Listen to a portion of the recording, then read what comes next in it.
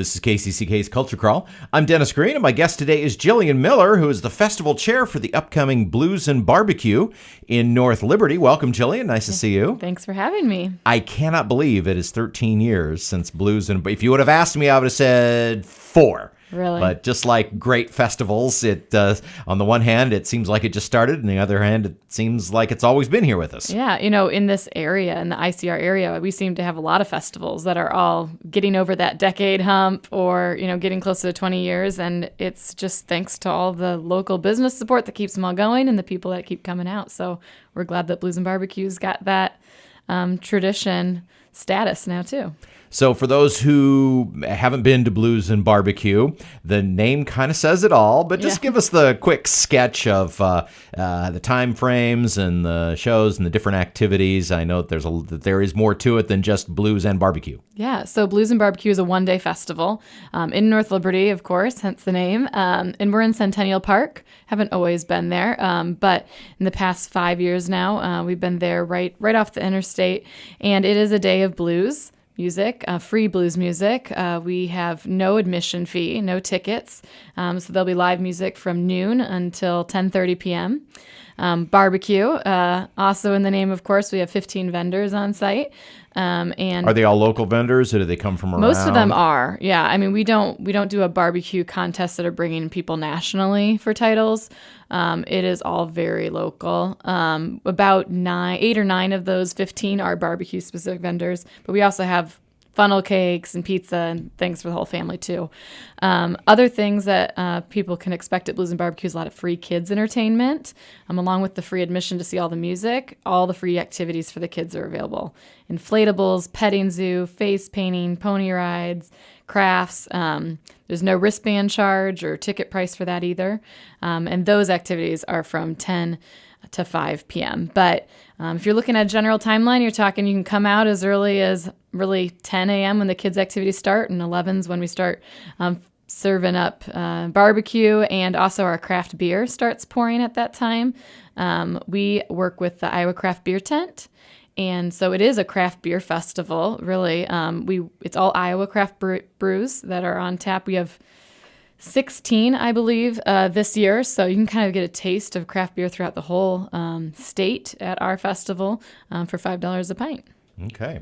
Well, all right. So that's all the stuff surrounding the music festival, but now for us, it's all about the music. Yeah. So, and the lineup this year is spectacular. Thank you. We actually partnered with the Englert Theater to curate this lineup this year. It was the first time doing that. We've always done it in-house with just the committee, trying to navigate booking. And while we've been really proud of all of what we've done with that so far in the past couple of years of our lineup, the Englert seemed like a really natural fit to work with, to be part of kind of their summer series of outdoor entertainment and to tap into their marketing as well and spread the word about Blues and BBQ at a larger level and use their expertise in getting this great lineup that you just referenced. So. Well, I'm torn. Do we make everybody wait to hear the headliners and work up through the timeline of the day, or do we start with the big news and then fill in the rest? I say let's do it chronologically. Okay. So I mentioned that music starts at noon.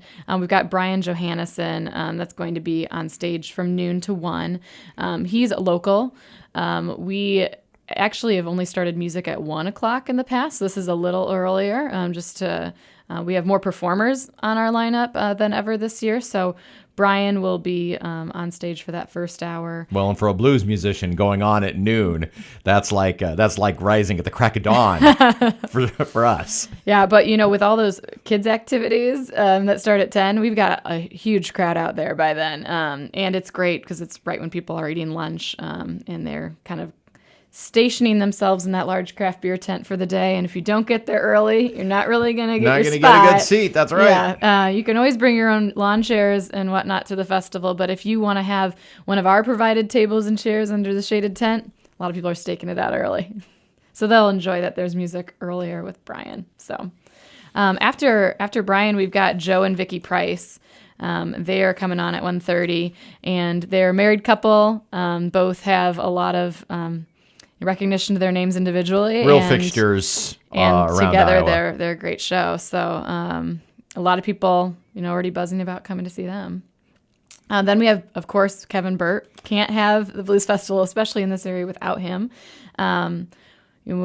I think that everyone takes for granted that he's right here in our backyard sometimes because you do see him perform so much around here. But he is so nationally and internationally known, has his album out now. Went down and took the International Blues Festival by storm just about a year ago. Took 3 titles from that, I believe. He has been at our festival every year of the 13 years except for one, when he had a conflict of a friend's wedding he was playing in. So we're, of course, glad to have him back, and he's on from 3:15 to 4:45. And all of this, by the way, if we didn't talk about it already, is Saturday, July 13th. One day, like I mentioned, it's always the second Saturday in July.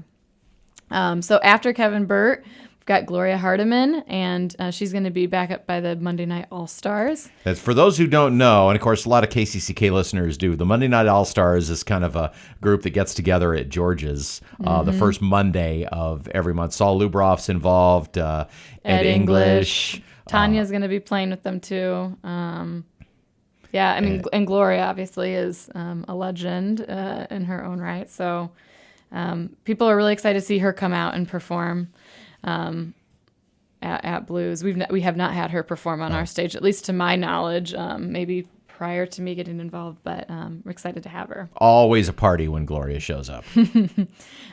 So then our opener to our headline really is Southern Culture on the Skids. They are a really energetic band, a lot of fan following. We've heard a lot of feedback about bringing them already, but they...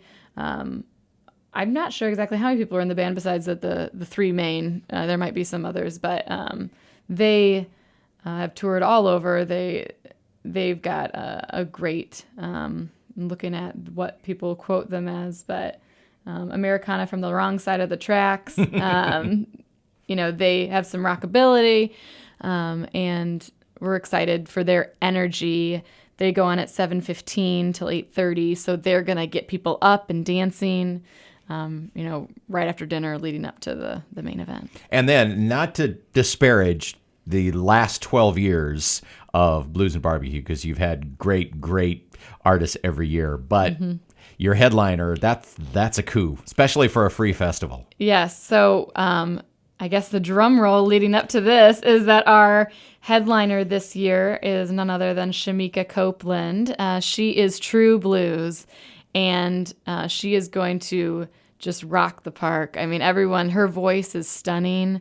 That's usually what you hear about her, is just that her voice is so unique. It's so strong, piercing. She can have that sultry. She can be assertive. She can be, she has so much range.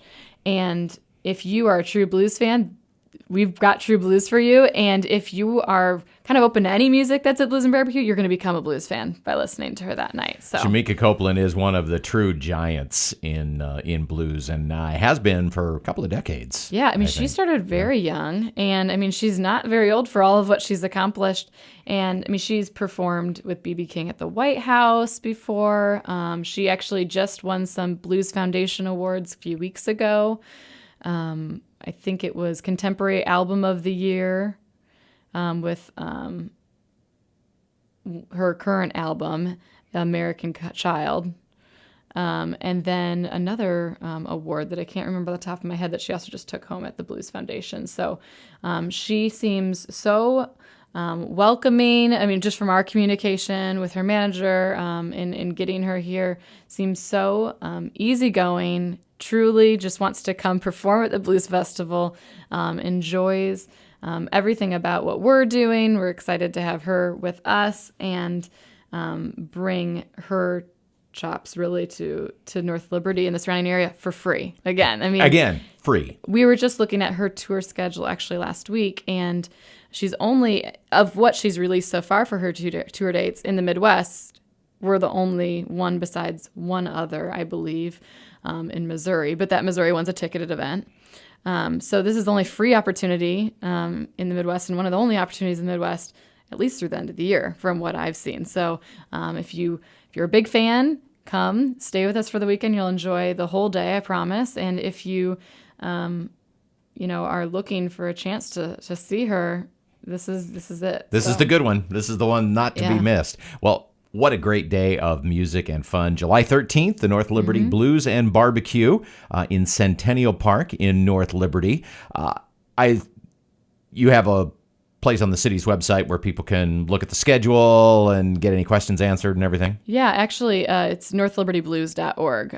It's our own site. You can browse the schedule. You can listen to a playlist of some of the live performances of these performers that we've put together. You can see all the rundown of the kids' activities, read a bio on all of the performers, see those craft beers, see the food vendors that are coming. Volunteer if you feel moved to do so. It takes about 300, 400 people to put this on, from the 5K, 10K we have in the morning all the way through the performers at night. So if you can give 2 to 3 hours, we appreciate it. And I just want to give a shout out to our presenting sponsor, Viridian Credit Union, has helped us take this festival to the next level over the last couple of years and into the future. And one last plug, I guess, that although this festival is free, we can't do it without the business support, of course. But the way just fans can support it is we have started a fundraiser dinner the night before the festival. So after we get the park all set up, we actually have a ticketed fundraiser for only about 350 people. That is a buffet, the pours from the craft beer tent, gets you a commemorative glass, and we'll have Dave Zolo performing. It's a way that buying an individual ticket or table can support the festival and kind of gives you the best of everything of Blues and BBQ without some of the crowds, and a way to kick off the weekend a little early. Great. Well, sounds like a blast. So the pre-dinner, if you have time on Friday night, want to taste some good food and hear some good music, and of course the activities all day long beginning at 10 a.m. on July 13th. Again, it's the North Liberty Blues and BBQ, northlibertyblues.org, did you say? Okay. Jillian, thanks for being here today. Thanks so much. You can hear the Culture Crawl live on the radio on KCCK at 1020 throughout the week, or download the video podcast, watch or listen on your own schedule using your favorite podcast app, or at kcck.org/culture. I'm Dennis Green.